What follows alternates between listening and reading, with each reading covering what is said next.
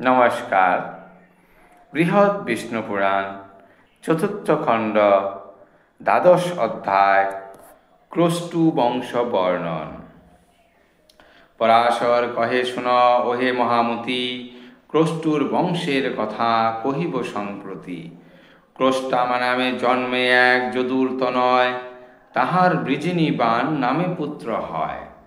বৃজিনী বাণের পুত্র শাহী নাম ধরে, রুষদ্রবাহী শাহীর পুত্র জন্ম লাভ করে। চিত্ররথ নাম ধরে রুষুদ্র কুমার, শশবিন্দু পরিচয় নন্দন তাহার। শশবিন্দু রাজা হয় বিদিত ভুবন, চতুর্দশ মহারত্ন পান এই জন। বলবীর্যবান সেই শশবিন্দু রায়, 1,00,000 পত্নী ছিল কহিনু তোমায়। 10,00,000 পুত্র সেই করে উৎপাদন, 6 পুত্র তার মধ্যে অতি শ্রেষ্ঠ হন। তাহাদের নাম বলি শুভ অবধানে, পৃথুযশা পৃথুকর্মা জানিবেক মনে। পৃথুজয় পৃথুদান পৃথুকীর্তি আর, পৃথুশ্রবা এই 6 রাজার কুমার। পৃথুশ্রবা পুত্র লভে তব নাম ধরে, উষণা তাহার পুত্র জন্ম লাভ করে। সহস্রেক অশ্বমেধ তার মহাকীর্তি, শীতেন্নু তাহার জন্মে তাহার সন্ততি। চিরুক্ম কবচ হয় শীতেন্নু তনয়, পুরাবৎ তৎপুত্র জানিবে নিশ্চয়।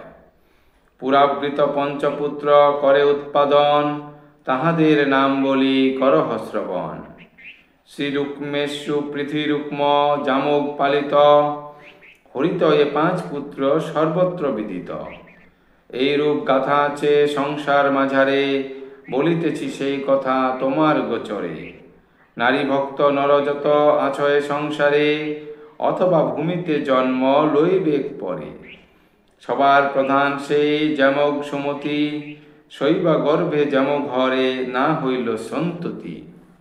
শৈবার ভয়েতে রাজা সদা ভীতমন, অন্য নারী বিভা নাহি করিল রাজন। এককালে নৃপ ভীষণ সমরে, বহু অশ্ব হস্তিরথ নিপাতিত করে। অখিল বিপক্ষগণে কইল পরাজয়, মহাভীত হয়ে তাহে যত অরিচয়। পুত্রর দ্বারা বন্ধুজন ধন আপনার, পুরী সৈন্য আদি যত করি পরিহার। নানা দিকে দ্রুত গতি কইল পলায়ন, শুনো শুনো তারপর ওহে তপধন। অতি রূপবতী এক রাজার কুমারী, ভীতা হয়ে কাঁদিতেছে কত খেদ করি। কখন বলিছে তা তো রক্ষ রক্ষ এবে, যেমক নৃপতি তারে হেরে এই ভাবে। তারে দেখি অনুরাগী নৃপের হৃদয়, আপনি যেমক রাজা চিত্তে সে সময়। বন্ধাশ্রীর প্রতি আমি অতি মূরমতি, ভাগ্যহীন আমি হায় না জন্মে সন্ততি। পুত্র দিতে এবে বিধি আমারে ইচ্ছিল, তাই বুঝি এই রত্ন মিলাইয়া দিল। ইহারে রমণী রূপে করিব গ্রহণ, রথে তুলি নিজ রাজ্যে করিব গমন। রানীর আদেশ লয়ে বিবাহ করিব, পরম সুখেতে দোহে জীবন কাটাব। এত ভাবি রথে করি আপন নগরে, কন্যারে লইয়া গেল হরিশ অন্তরে। দ্রুতগতি জ্ঞানীপ আপন ভবনে, যখন প্রবেশ করে পুলকিত মনে। তখন মহিষী তার আনন্দের ভরে, ভৃত্য বধূ আদিগণে লয়ে সমীপ ভারে। নৃপের সম্মান আদি করিতে বন্ধন, প্রাসাদের দ্বার দেশে করেন গমন। রাজার বামেতে এক রাজসুতা হেরি, মনে মনে হিংসা জুতা হলেন সুন্দরী। অধর কম্পিত তার হইল ঈশা ভরে, রাজারে কহেন নৃপ কে রথ পরে। ভয়েতে রাজার হইল বিচলিত মন, উত্তর না দিয়া হন আনত বদন। ক্ষণ পরে ধীরে ধীরে করেন উত্তর, পুত্রবধূ এই মম রথের উপর। রানী বলে পুত্র নাহি প্রসবিনু আমি, তুমিও না হলে নৃপ অন্য নারী স্বামী। ইহারে পুত্রের বধূ কহিছ রাজন, কি সম্বন্ধে এই কন্যা পুত্রবধূ হন। এত বলি শৈব্যা রানী নৃপতির প্রতি, কোপ ঈর্ষা প্রকাশিল দুঃখযুক্ত মতি। তাহে সেই ভ্রুপতির বুদ্ধিলোভ হয়, বদনে না সরে বাণী পেয়ে অতি ভয়। ধীরে ধীরে তারপর ভাবিয়া অন্তরে, কহিলেন নরনাথ রানীর গোচরে, তোমার গর্ভেতে যেই হইবে নন্দন, তার জন্য আনিয়াছি তনয়া রতন। কোপমতি রানী শুনি রাজার ভারতী, সহাস্য বদনে কহে ওহে নরপতি, ভালো ভালো তাই হবে নাহিক সংশয়, নগরে পশিল নিপ কিন্তু রহে ভয়।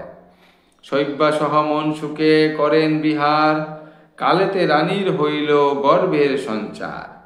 যথাকালে পুত্র এক প্রসবিল রাধুনী, বিদর্ভ রাম নাম রাখিল নাম নিপগুণমণি। যে কন্যা আনিয়াছিল যেমক রাজন, পুত্রবধূ কইল তারে হয়ে ফুল্ল মন। বিদর্ভ হইতে সেই কন্যার জঠরে, ক্রুথ ও কৌশিক দহে জন্মগ্রহ করে। আরও এক পুত্র ধনী পরে প্রসবিল, রোমপাদ নামে সেই প্রসিদ্ধ হইল।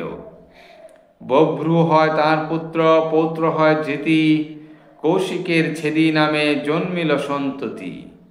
14 নামা রাজাগণ এ বংশে জনমে, ক্রুত হতে কুন্তি পরে জনমিল ভূমে।